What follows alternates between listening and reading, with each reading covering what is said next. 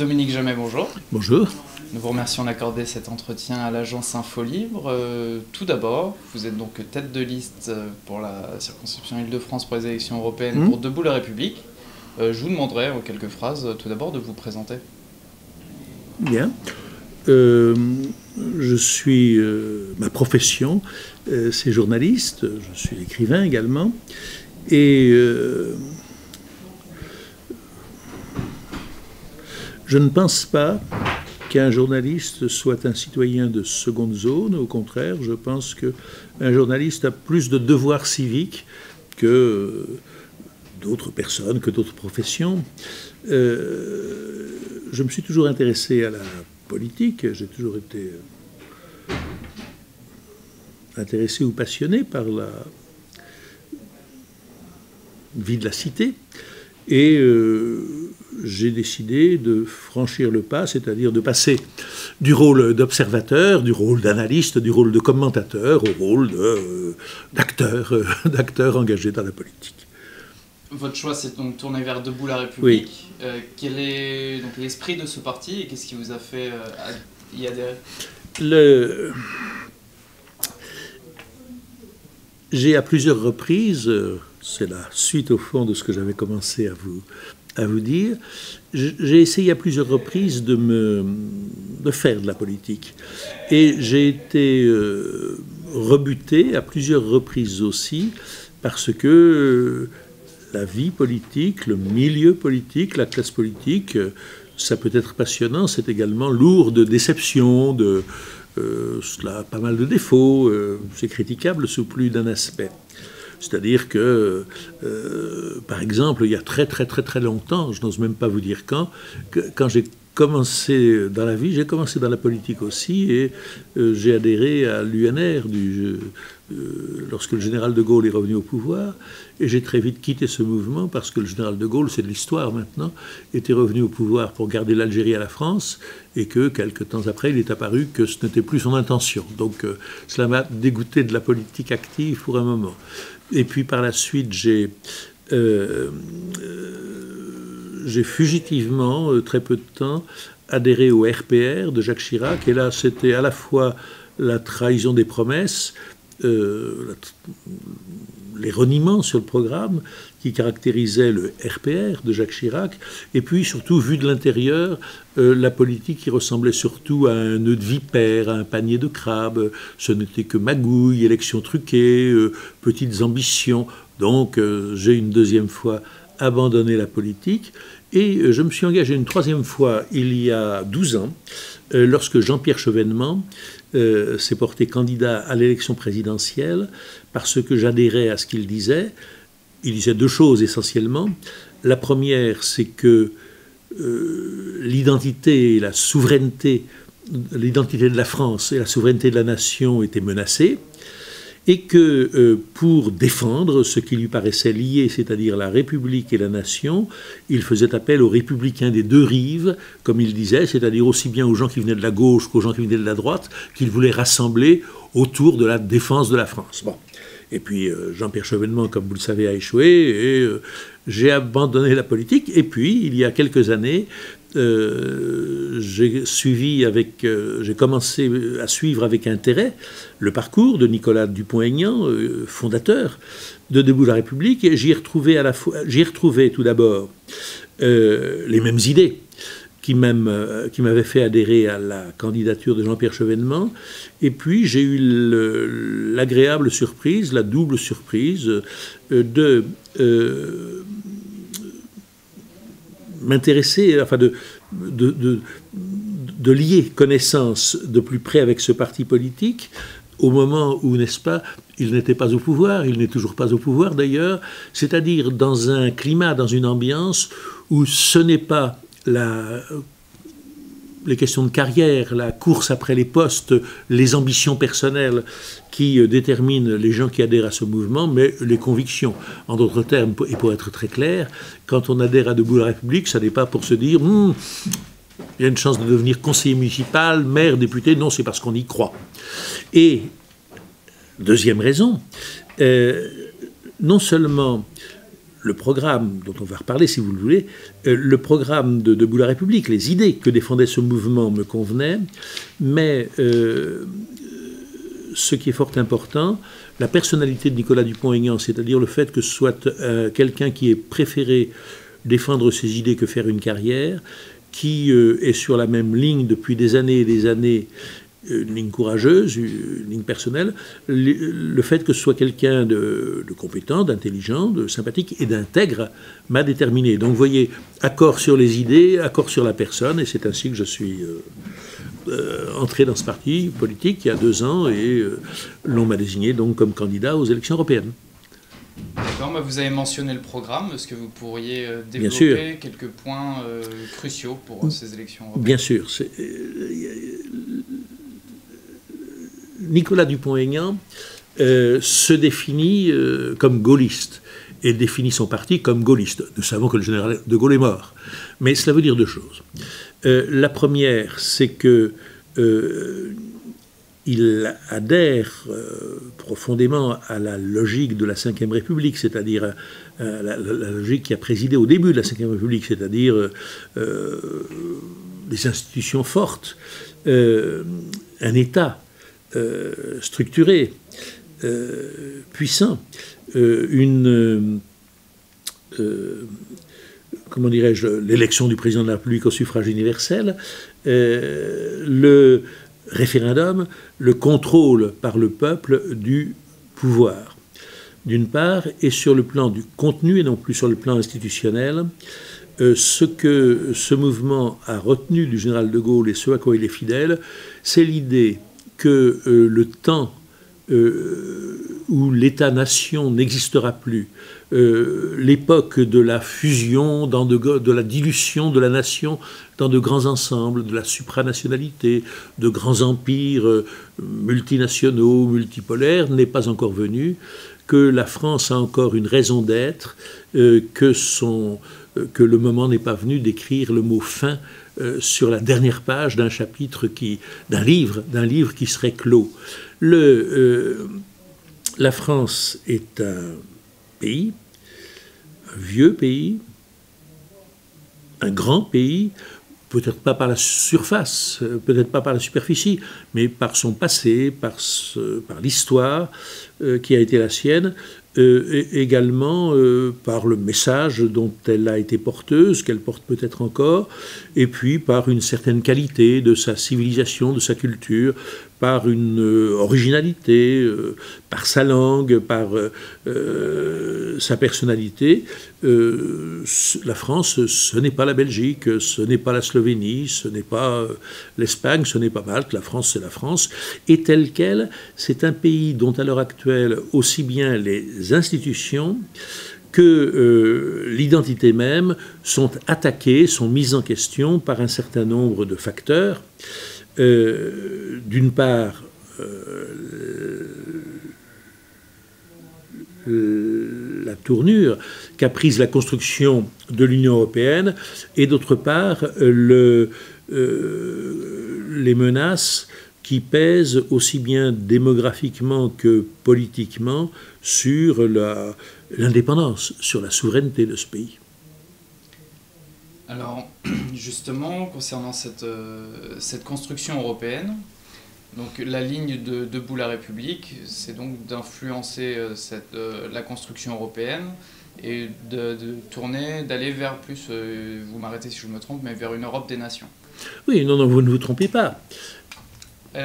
Ma question, c'est quelle est la stratégie et la marge de manœuvre en tant que député européen pour arriver à ce fait? Il y a 2 questions. Soyons simples. Il y a 2 possibilités entre lesquelles nous souhaitons que le peuple français choisisse, notamment à l'occasion des élections européennes, mais ça peut être le cas aussi lors d'autres élections ou de référendums. Enfin, les élections européennes sont une bonne raison de se prononcer, n'est-ce pas, sur ce que l'on pense de l'Union européenne et sur ce que l'on veut qu'elle soit. Est-ce que nous souhaitons que la France devienne un État fédéré au sein d'un État fédéral, c'est-à-dire que se constituent des États-Unis d'Europe qui agrègent 28 États, peut-être davantage, 30, 32, 35, et qui fonctionnent comme tout État fédéral, c'est-à-dire avec une certaine autonomie, une certaine marge de manœuvre de la part des États fédérés, mais avec un État central ou une superstructure, si vous voulez, qui domine ces États. Je veux dire que les États-Unis d'Amérique sont une république fédérale où les États gardent certains pouvoirs, mais où naturellement le président, le Parlement, le gouvernement dominent les États fédérés, où la législation fédérale domine les lois des États fédérés, et où la défense, la diplomatie, le budget, l'économie, la finance, la justice, la culture sont quand même entre les mains de l'État fédéral. Est-ce qu'il faut en venir là, ou est-ce que nous devons rester au stade de l'État-nation, c'est-à-dire d'un État qui garde la maîtrise de son budget, de ses frontières, de sa monnaie, de ses lois, et donc refuser le passage au fédéralisme? Je ne crois pas qu'à l'heure actuelle, nous en soyons. On peut le regretter, on peut s'en féliciter, mais je crois que la question n'est pas là. Nous n'en sommes pas à l'heure actuelle, me semble-t-il, dans un stade tel, qu'il y ait une identité de niveau de vie, de niveau social, de niveau fiscal, de niveau salarial, qu'il y ait une convergence d'intérêts, qu'il y ait un véritable désir des Européens, enfin des diverses nations européennes, de se fondre dans un grand ensemble. Vous savez, l'Europe, longtemps, ça a été un beau rêve, un idéal magnifique, que les Germains et les Latins, que les Allemands, les Anglais, les Italiens, les Espagnols, les Polonais, tout ce que vous voulez, etc., se fondent dans un grand ensemble et qu'ils considèrent que ce qui les rassemble est plus important que ce qui les différencie. C'est peut-être quelque chose qui se produira, d'inéluctable et de souhaitable. Dans 50 ans, dans 100 ans, dans 200 ans, nous n'en sommes pas là. J'aimerais mettre un bémol, parce que vous opposez fédéralisme et démocratie. Oui, pardon. Alors que, par exemple, si on prend le contre-exemple de la Suisse, qui est un État fédéral, oui. Mais pourtant l'un des plus démocratiques au monde. C'est exact. Donc est-ce qu'une Union européenne fédéralisée serait forcément antidémocratique?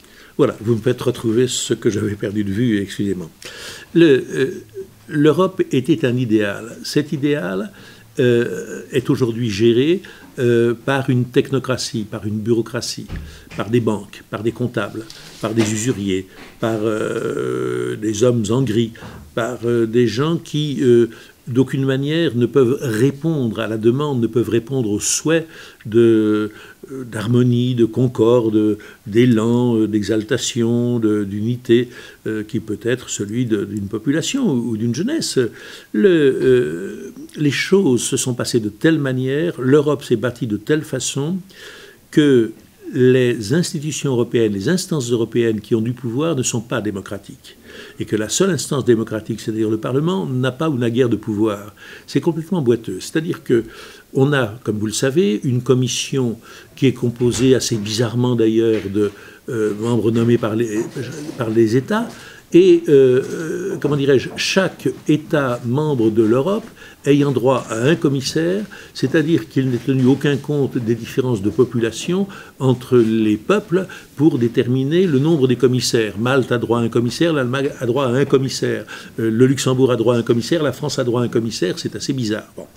Commission non élue, nommée, et où les États sont représentés de façon égalitaire alors qu'ils ne représentent pas tous la même chose. Cour de justice européenne, dont les décisions s'imposent en matière de droit aux tribunaux, aux instances nationales, comme si un État était devenu incapable de gérer ses lois, de développer des notions de droit, comme si, par essence, du fait qu'il serait localisé à Luxembourg, une vingtaine de juges auraient barre sur les juges de tous les pays.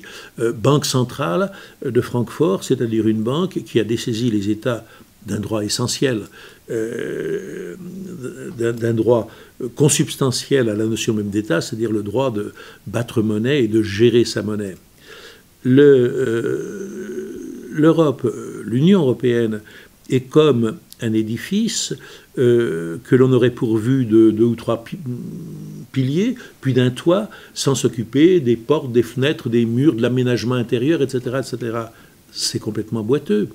L'Europe, à l'heure actuelle, est essentiellement un grand marché soumis à une philosophie libérale, enfin, à une idéologie libérale, un grand marché prétendument sans frontières et siège d'une concurrence loyale et non faussée, alors qu'il y aurait beaucoup à dire là-dessus, mais l'Europe n'a pas d'armée commune, l'Europe n'a pas de diplomatie commune, l'Europe n'est pas dotée d'un gouvernement, n'est pas dotée d'un parlement, des gens qui ne sont pas élus ont beaucoup de pouvoir, des gens qui sont élus n'en ont aucun, il faut revoir les choses. Ça ne fonctionne pas bien. Et ça fonctionne d'autant moins bien, c'est une des grandes raisons, je crois, du dévoiement de l'Europe, de l'Union européenne, que ce qui marchait lorsque l'Europe embryonnaire, l'Union européenne embryonnaire, était constituée de 6 États, marchait moins bien quand c'est passé à 9 États, a marché encore moins bien à 12 États, et à 28 États ne marche absolument plus. Par ménagement pour les États peu peuplés, ou disons pour tous les États, comme vous le savez, c'est la règle de l'unanimité qui préside. Comment faire l'unanimité de 28 États qui ont des intérêts divergents, des affinités différentes, des niveaux de vie différents? C'est extrêmement difficile. Peut-être aurait-il fallu d'abord consolider un noyau fort avant de passer à ces élargissements inconsidérés. Justement, je voulais rebondir sur ce besoin d'unanimité, parce que si vous voulez faire advenir une Europe des nations, il va falloir que vous ayez aussi des alliés dans d'autres pays. Est-ce qu'il y a des alliances avec d'autres partis, dans d'autres pays européens qui ont été effectuées pour ces européennes? Il y a dans chaque pays, appelez cela un sursaut ou un réveil ou une résistance des peuples qui considèrent que l'heure de la fédéralisation n'est pas venue. Et c'est si vrai qu'à Debout la République, nous sommes partenaires, nous sommes alliés avec un certain nombre de partis européens qui pensent comme nous que nous pouvons être amis, nous pouvons être alliés, nous pouvons coopérer sur des projets et que pour autant nous ne sommes pas tenus d'obéir à une structure supranationale qui déposséderait les États d'un certain nombre de leurs prérogatives traditionnelles. À l'heure actuelle, Debout la République a passé une alliance avec le parti danois, avec UKIP en Grande-Bretagne. Nous sommes en pourparlers avec Alternative für Deutschland, avec un petit parti grec qui devrait avoir lui aussi un ou deux députés. Et normalement, il y a aussi des mouvements semblables dans les pays scandinaves, en Bulgarie, en Roumanie, en Tchéquie. Donc nous devrions être en mesure de constituer un groupe au Parlement qui serait un groupe, je dirais, de patriotes unis les uns avec les autres, non par le souhait d'entrer dans un système fédéral, mais pour défendre la souveraineté de leur pays. Et ce sera un groupe distinct de celui que le Front National compte former de son côté. Le Front National a pour allié le Flamsbelang, la Ligue du Nord, le FPE autrichien. Nous avons pour alliés donc UKIP, parti danois, Alternative für Deutschland. Bien que le Front National ait accompli des efforts considérables, de louables efforts pour se dédiaboliser, il n'a pas réussi à convaincre tout le monde. Et l'on peut parfaitement, il n'y a aucune honte à le reconnaître, avoir des idées ou en tout cas des diagnostics et même des remèdes proches les uns des autres sans pour autant être obligés de se confondre. Ce qui nous distingue du Front National, encore à l'heure actuelle et fortement, c'est que je considère le Front National comme plus nationaliste encore que patriote. Le nationalisme, c'est la déviation du patriotisme. Le nationalisme exclut, le patriotisme rassemble. Je considère le Front National comme ayant une tradition autoritaire dont il a du mal à se défendre, et nous sommes dans une filiation républicaine. Si vous voulez, le Front National se recommande quand même largement, naturellement, encore du père de Marine Le Pen, et d'ancêtres plus que discutables. Notre filiation à nous, elle passe par Jean-Pierre Chevènement, Philippe de Villiers, Philippe Séguin, et elle remonte au général de Gaulle. Ce sont deux familles qui peuvent avoir des points d'accord, mais qui ne sont pas les mêmes. Certains partis politiques qui se présentent ont une position plus radicale et souhaitent l'application de l'article 50 pour sortir de l'Union européenne. Quelle est, vous, à Debout la République, votre position concernant cet article 50 ? Est-ce que si l'Union européenne est trop difficile à réformer, la sortie de l'Union européenne est envisageable? Que dit l'article 50? L'article 50 permet de sortir des traités en 2 ans, après 2 ans de négociation. Ah oui, tout à fait, oui, d'accord. Vous savez, lorsque l'on constitue une alliance ou une union, quelle qu'elle soit, au moment où l'on conclut un traité, au moment où l'on conclut une alliance, on insiste davantage sur le traité et sur l'alliance que sur les moyens d'en sortir. Lorsqu'il a été question de la sortie de l'euro, lorsqu'il est question, comme aujourd'hui, lorsqu'il y a des pays, ou en tout cas des partis dans ces pays, qui souhaitent sortir de l'Union européenne telle qu'elle fonctionne, il y a des gens qui disent « Oh, mais ça n'est pas prévu, ou c'est très difficile, ou les procédures sont compliquées ». C'est vrai, mais l'histoire du monde est jalonnée depuis je ne sais combien d'années qu'il y a des hommes et qui pensent et qui s'organisent au sein de cités. L'histoire du monde est jalonnée de traités qui ont été conclus, qui ont été ratifiés, puis qui sont tombés en désuétude, ou qui ont été amendés, ou qui ont été abolis, ou qui ont été rejetés. Si il apparaissait, soit le 25 mai prochain, soit lors des élections suivantes, sait-on jamais, que une majorité de pays européens, ou que dans un certain nombre de pays, une majorité de gens souhaitent sortir de l'Europe, de l'Union européenne, pas de l'Europe, on trouvera les moyens de le faire. Il n'y a pas de traité qui ne soit amendable, renégociable, modifiable, etc., etc. Ce sont des obstacles fantasmés, imaginaires, grossis, que les fédéralistes européens dressent en travers de la route des antifédéralistes pour essayer de leur faire croire et de faire croire au peuple que c'est impossible. Ça n'est pas impossible du tout, c'est tout à fait réalisable. L'un des grands mythes concernant l'Union européenne, c'est que cette construction se serait faite pour faire contrepoids aux États-Unis. Or, on sait aujourd'hui que les grands-pères de ce qu'on a appelé les pères de l'Europe, Jean Monnet, Robert Schuman, étaient des agents à la solde de la CIA pour promouvoir ces idées. En tout cas, des personnalités profondément acquises à l'idée de l'amitié entre l'Europe, ou entre leur pays et les États-Unis, et très influencées par les États-Unis. Des agents, le terme peut être discuté, mais c'est d'autant plus vrai que ce qui est certain, c'est que l'Union européenne ne s'est pas constituée contre les États-Unis, mais au contraire avec l'appui bienveillant et même le soutien, et même sous la pression quelquefois des États-Unis. Pourquoi?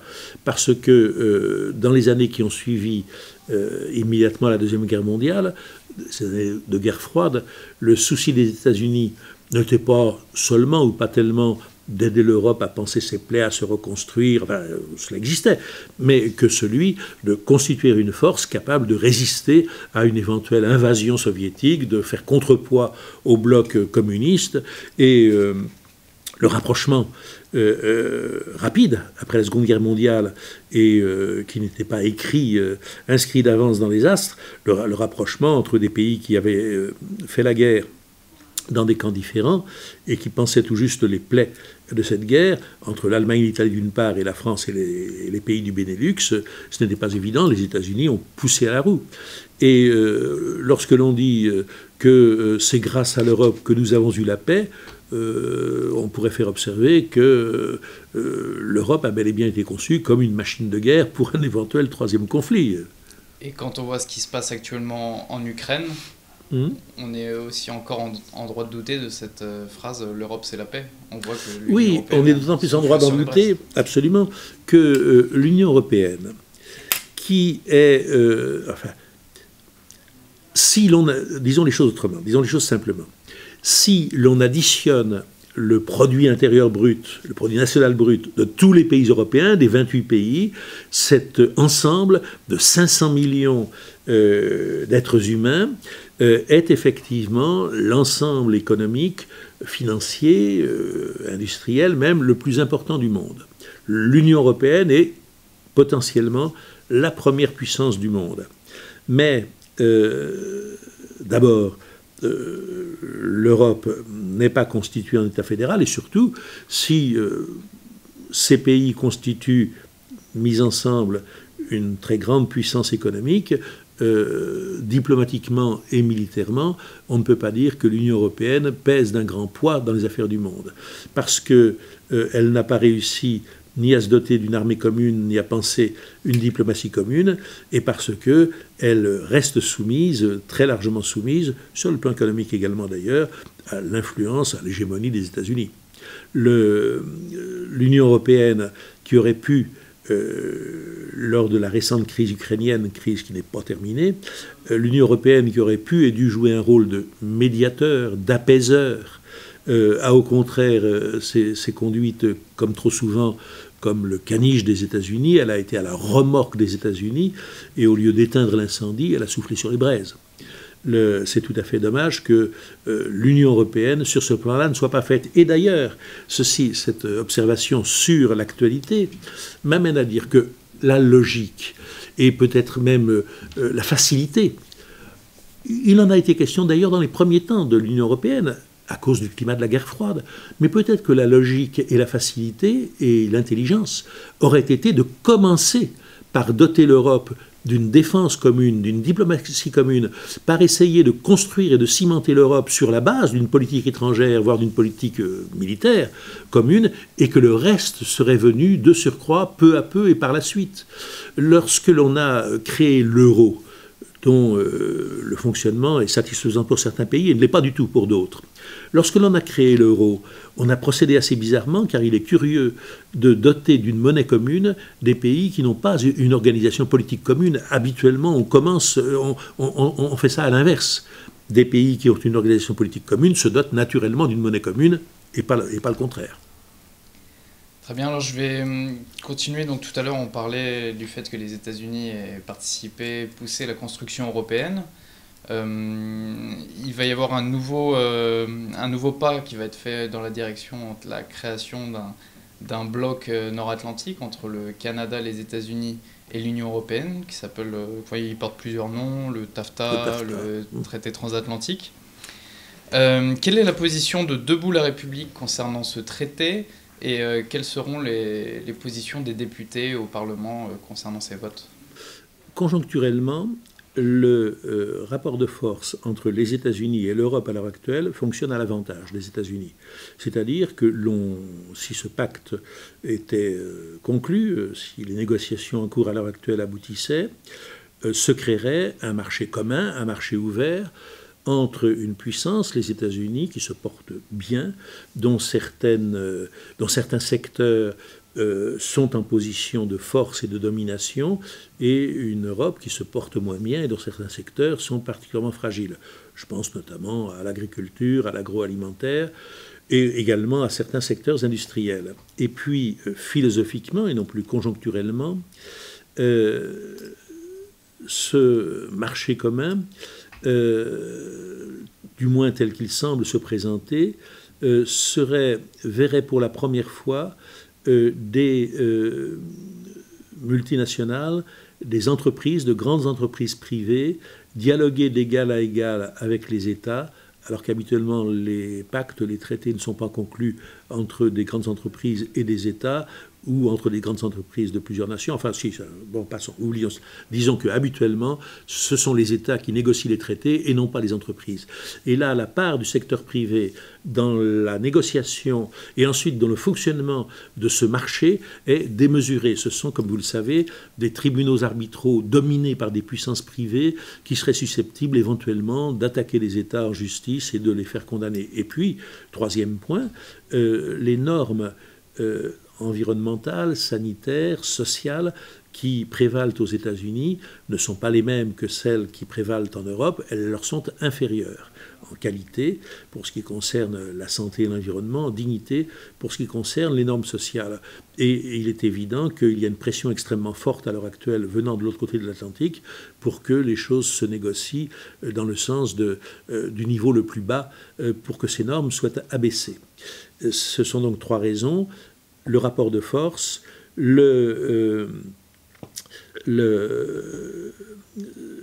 passage en force du libéralisme et l'infériorité des normes américaines qui font que nous sommes naturellement hostiles et totalement hostiles à ce que semble devoir être ce traité qui, chose bizarre d'ailleurs, mais qui va bien avec sa logique, ne se négocie pas à l'heure actuelle entre États, mais entre représentants de la Commission qui ont été mandatés dans des conditions obscures pour négocier avec les États-Unis. Il va de soi que si nous avons des élus, ou que les élus que nous aurons s'opposeront de toute leur force à la mise en application de ce traité transatlantique. Vous savez, c'est un problème qui existe probablement dans tous les pays, mais qui est particulièrement aigu en France, que la question de savoir si de temps en temps, lorsque intervient une question d'intérêt vital, d'intérêt national, on oublie ou on n'oublie pas les clivages traditionnels entre la gauche et la droite. Si l'on pense, comme je le pense, comme nous le pensons à Debout la République, qu'à l'heure actuelle, la question la plus importante, la question primordiale, c'est de choisir entre le maintien ou la restauration de la souveraineté nationale et un État fédéral, on pense aussi que logiquement toutes les forces qui sont hostiles à la fédéralisation devraient s'unir. Mais l'on constate bien que les clivages traditionnels sont tels que même si ils ont quelquefois et même souvent les mêmes adversaires et quelquefois les mêmes diagnostics et quelquefois les mêmes remèdes, pour autant le front de gauche, Debout la République, et le front national ne sont pas unis, ne vont pas ensemble au front pour la lutte. C'est dommage d'un certain point de vue, en tout cas de mon point de vue, lorsque en 2005, les Français ont répondu majoritairement non à un référendum qui constituait une avancée sur le chemin de la construction européenne. Les voix des uns et des autres se sont bel et bien mêlées dans les urnes, même s'il n'y avait pas d'entente au sommet entre les partis politiques. C'est déjà cela. Il me semble que sur la question cruciale de l'indépendance nationale, sur la question cruciale de la souveraineté des États-nations, il me semble qu'il serait souhaitable que les différents partis qui sont d'accord pour défendre ou restaurer l'indépendance nationale enterrent l'âge de guerre jusqu'à triompher et jusqu'à battre leurs adversaires, et après ça, ils pourraient reprendre leur querelle. On n'en est pas encore là, je le constate et je le regrette. Très bien, alors j'aimerais, donc en fonction de votre parcours de journaliste, oui. On a notamment vu, lorsque Nicolas Dupont-Aignan est invité sur les plateaux télé comme Canal+, il est souvent la cible d'attaques assez sournoises. Oui. Quel est votre point de vue de journaliste? Quelle est votre analyse du discours eurosceptique par les médias traditionnels? Il y a bien longtemps maintenant qu'en France, une fissure, puis une lézarde, puis un fossé se sont creusés entre les élites politiques, financières, économiques et médiatiques qui savent ce qui est bon pour nous, qui savent ce qu'il faut dire, qui savent ce qu'il faut penser, qui dictent ou essaient de dicter leurs lois, et les incultes, les imbéciles, le peuple qui ne sait pas ce qui est bon pour lui et qui, quelquefois, a la sottise de ne pas écouter les bons conseils qu'on lui donne. Nous avons à l'heure actuelle, et c'était déjà visible en 2005, lorsque le non à la surprise générale l'a emporté. L'ensemble des partis politiques, tous les hommes politiques importants de France étaient pour le oui au référendum, et cela paraissait joué d'avance. Et puis, à la grande surprise des observateurs, des commentateurs, des analystes et des politiques, c'est le non qui l'a emporté. Cela montrait bien le divorce entre les classes dirigeantes, pour dire vite, et le peuple et les électeurs.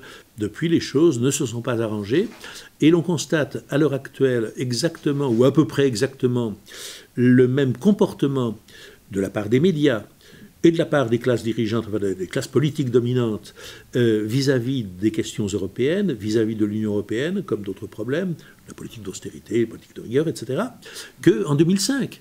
C'est-à-dire que là, d'une certaine manière, l'union s'est faite. La gauche de gouvernement, le Parti socialiste, la droite de gouvernement, l'UMP, sont quand même très très largement d'accord, justement pour avancer sur la voie du fédéralisme, pour imposer leur philosophie libérale et leur doctrine ou leur préférence pro-européenne. Et l'on constate que le même phénomène, ou à peu près, qui existait donc déjà en 2005, c'est-à-dire que les questions européennes sont des questions dont on débat peu, sur lesquelles on essaie le plus possible d'étouffer la discussion, mais très généralement sur un plateau de radio ou de télévision, ce que l'on constate, c'est que l'animateur, le présentateur de l'émission, la direction de l'émission, la conception de l'émission sont fondés sur la préférence fédéraliste, et que l'idée est qu'il y a d'un côté les gens raisonnables, les gens qu'il faut écouter, les gens qui disent des choses sensées, les gens qui sont du bon côté, et puis d'autres, des énergumènes que l'on qualifie tantôt de révolutionnaires irresponsables, tantôt de fascistes, tantôt de rétrogrades, de populistes naturellement. Tous ont en commun d'être qualifiés de populistes, puisqu'effectivement, ils tiennent compte exagérément du peuple. Et vous savez, on l'a vu encore, pas plus tard qu'avant-hier, lorsque Nicolas Dupont-Aignan était l'hôte des mots croisés d'une émission sur France 2, sauf erreur de ma part, l'animateur était de mèche avec les représentants des grands partis pour traiter avec morgue, avec arrogance, et comme quelqu'un qui n'avait pas normalement droit à la parole, l'adversaire de l'Union européenne, et pour se tourner avec amitié, avec déférence vers ceux qui, au contraire, étaient partisans de la poursuite de la construction européenne sur les bases qui sont les siennes. Il y a un traitement médiatique de ces questions-là qui est tout à fait inique. Comment vous avez été traité par les médias peut-être locaux, voire nationaux? Est-ce que vous avez eu beaucoup de retours, des sollicitations, de la participation à des débats? Comment ça s'est passé jusqu'à présent? J'ai plutôt subi la double peine. D'abord parce que, contrairement à ce qui se passait il y a 50 ans ou 100 ans, il est moins courant, il est beaucoup moins courant qu'autrefois que les journalistes se mêlent de politique, qu'ils entrent dans la politique, qu'ils s'engagent, qu'ils la commentent, qu'ils l'observent, qu'ils l'analysent, même qu'ils donnent leur avis très bien. Mais journalisme et politique sont deux activités qui sont le plus souvent séparées, et il est plus fréquent qu'un journaliste se fasse du tort quand il s'engage à la politique qu'il se fasse du bien. Bon. Et puis, il se trouve que Debout la République est un parti, il n'y a aucune raison de le cacher, il n'y a pas de honte à cela, c'est un petit parti. Et donc, il ne franchit pas le seuil à partir duquel on a droit de citer dans les grands médias. Et effectivement, nous n'avons pas tellement à nous louer du comportement des grands médias, des grandes chaînes, des grandes stations de radio, des grandes chaînes de télévision à notre égard. À la fois, la confraternité a ses limites lorsque l'on s'éloigne, enfin elle trouve très vite ses limites lorsqu'on s'éloigne de la presse, et Debout la République n'est pas le favori, n'est pas traité toujours de façon équitable par les médias. De plus d'ailleurs, l'organisation de la vie politique en France, l'organisation officielle, est assez curieuse, puisqu'elle procède plus de la logique des banquiers que d'une logique équitable. Plus on est faible, moins on est aidé. Quand vous êtes pauvre et que vous voulez emprunter à une banque, vous avez beaucoup plus de mal que quand vous êtes riche. Et bien, de la même façon, lorsque vous êtes faible en politique, vous avez beaucoup plus de mal à vous faire entendre que quand vous êtes fort. C'est-à-dire qu'on n'est pas dans un système où le plus faible est protégé, est aidé, on est dans un système où plutôt on l'écrase. Et c'est un peu, et même beaucoup, ce qui nous arrive. Et la difficulté qui est celle de Debout la République à l'heure actuelle, c'est que, en très gros, de façon un peu empirique, on peut estimer autour de 5% le seuil à partir duquel un parti politique est pris en considération par les médias. Mais pour atteindre ce seuil-là, évidemment, on est beaucoup plus avantagé lorsque l'on est bien traité par les médias que lorsqu'on n'en est pas bien traité. Voilà la situation dans laquelle nous sommes et dont nous espérons sortir. Alors justement, comment les citoyens peuvent-ils bien s'informer pour être conscient des enjeux de l'Union européenne? Il y a deux obstacles à cela. Le premier, c'est que les suites qui ont été données au non du référendum de 2005 sont, je n'hésite pas à le dire, comme une plaie ouverte au flanc de la démocratie, une plaie qui ne s'est pas cicatrisée. On avait fait appel au peuple pour donner son avis sur une question capitale. Le peuple a donné son avis, et il a répondu de la façon qui lui paraissait la meilleure, par 55%, et il n'a pas été tenu compte de ce résultat. On a contourné la volonté du peuple, on l'a nargué, on l'a raillé, on a dévoyé les choses, et on a négocié et conclu et mis en application, mis en fonctionnement des traités qui allaient de toute évidence contre la volonté du peuple. Beaucoup de gens, des millions, en ont été exaspérés, dégoûtés, mais surtout en sont venus à se dire que ce n'était pas la peine de voter, puisque si l'on vote, on n'est pas certain que les résultats du vote sont pris en considération. Et puis, est-ce que c'est une volonté, ça je ne dirais pas, il ne faut pas céder à la manie du complot, est-ce que c'est une volonté, est-ce que c'est comme ça simplement, mais l'Europe est perçue par l'Union européenne, la gestion de l'Europe, le cheminement, l'évolution de l'Europe, sont perçus par beaucoup de gens, contradictoirement d'ailleurs, à la fois comme quelque chose d'extrêmement lourd, d'extrêmement complexe, d'extrêmement pesant, contre quoi l'on ne peut rien, donc il faut s'incliner, et puis par d'autres, ou à d'autres points de vue, comme quelque chose qui ne pèse pas sur la vie des gens, comme quelque chose de lointain, comme une question qui n'est pas essentielle. Le fait est que soit par découragement démocratique, soit parce qu'ils estiment que c'est trop difficile de secouer le joug, soit parce qu'ils considèrent que ce n'est pas très intéressant, une proportion considérable, une majorité très forte de Français, par exemple, et c'est le cas aussi dans d'autres pays, vont s'abstenir. Ce qui est fâcheux, parce que je crois que s'ils votaient, ils voteraient plutôt dans le sens du maintien ou du retour de la souveraineté nationale que dans le sens contraire. C'est fâcheux parce que c'est se punir soi-même, même si l'on a été meurtri, c'est se punir soi-même que de renoncer à un droit qui est quand même la seule manière pacifique, n'est-ce pas, de faire bouger ou de faire changer les choses dans un système politique. C'est fâcheux parce que cela risque de tourner, une fois de plus, à l'avantage des europhiles ou des eurocrates qui pourtant ne sont pas populaires. On est dans une situation pétrie et tissée de contradictions.